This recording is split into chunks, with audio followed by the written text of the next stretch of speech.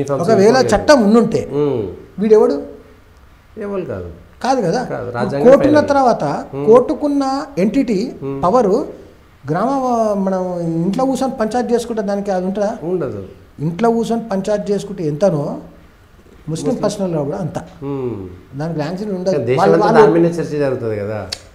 వాళ్ళు కూర్చొని మాట్లాడుకొని ఇది ఓకే అనుకుంటే ఓకే, ఇది కాదు అంటే కాదు అనుకుంటారు. చూసిన పంచాయతీలో ఊరు పెద్ద మనుషుల దానికి ఎంతైతే శాంక్టిటీ ఉంటుందో ముస్లిం పర్సనల్ కూడా ఉంటుంది. ఇది చట్ట ప్రకారము అది చెల్లదు. అది కేవలం కనీసం పంచాయతీలో జరిగింది ఓ రాతపూర్వకంగా రాసి ఆ దిశకపై ఇచ్చేస్తే ఇవ పంచాయతీలో జరిగింది కదా అని చెప్పి దీన్ని కన్సిడర్ చేయొచ్చు. ముస్లిం పర్సనల్ అప్పుడు అది కూడా లేదు. ఇక మనం డిబేట్ మళ్ళీ అటుపోతుంది కానీ విషయాన్ని టాపిక్ వచ్చింది కాబట్టి చెప్తున్నాం. ముస్లిం పర్సనల్ లా బోర్డు దుస్థితి అది. ఆ దుస్థితిని ఇంతవరకు మనం గుర్తించలేదు. ముస్లిం పర్సనల్ డాక్యుమెంట్ కూడా నేను ఇంప్లిమెంట్ చేస్తాను. నువ్వు అసలు వాడవాడు చట్టం ఉందా? ఉంది కదా చట్టం. చట్ట ప్రకారం వాళ్ళు చేయకుండా చేయదు. ఈ వ్యాక్యూని ఫిలప్ చేయడానికి ఈ ముస్లిం పర్సనల్ లా బోర్డు వచ్చింది. అయితే ముస్లిం పర్సనల్ లా బోర్డు ఏం చేసిందంటే ఆ ఇద్దరు జడ్జిల బెంచ్ దగ్గరికి పోయేసి నన్ను ఇంప్లీడ్ చేయాలి ఎందుకంటే ఇది ముస్లిం పర్సనల్ చట్టాలకు సంబంధించింది కాబట్టి అన్నాడు.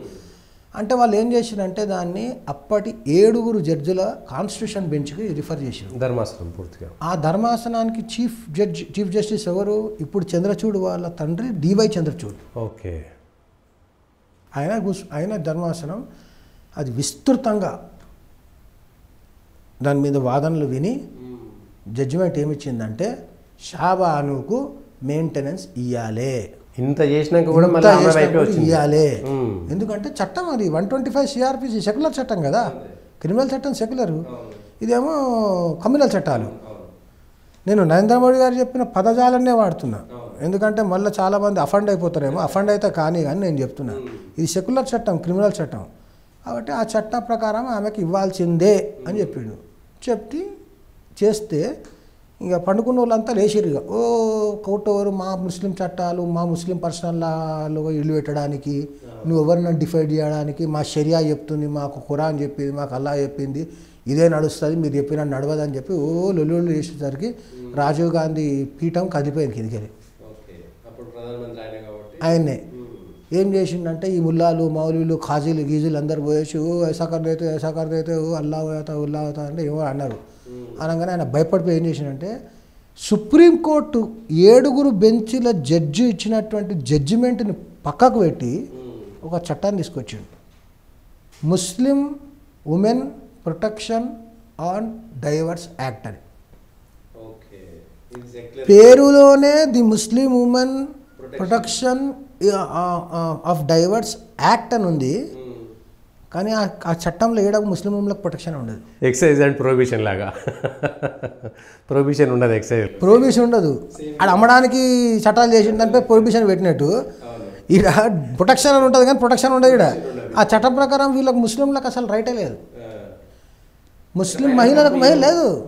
ముస్లిం మహిళలకు అసలు మెయింటెనెన్స్ రైట్ లేదు ఈ కమ్యూనల్ చట్టాలతోటి.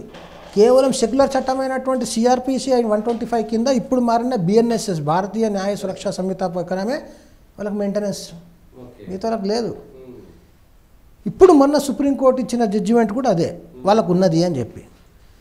అయితే ఈ బైపాస్ చేసి తీసుకొచ్చినటువంటి ఈ చట్టం చూసినా అది ఈరోజు కూడా ప్రివేల్ అవుతుంది.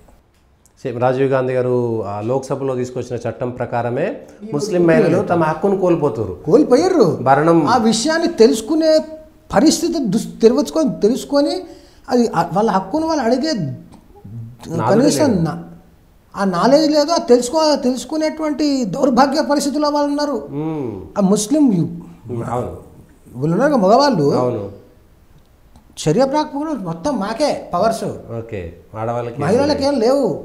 మా భిక్ష మాకు దయ కలిగితే వాళ్ళకి ఇవ్వాలి అన్నట్టు వాడు పెట్టుకొని ఉంటే వాళ్ళు ఇప్పటికీ ఇంజనీర్లు, డాక్టర్లు, సైంటిస్టులు, పైలట్లు అవుతారు కానీ వాళ్ళకి మెయింటెనెన్స్ లేదన్న సంగతి వాళ్ళకి తెలియదు. ఇంతవరకు దాని గురించి పోరాడేటువంటి ఆలోచన కూడా వాళ్ళకి లేదు. లేకుండా తొక్కి పెట్టిరు. ఇది ముస్లిం సమాజంలో మహిళలకు ఉన్న అభ్యున్నతి.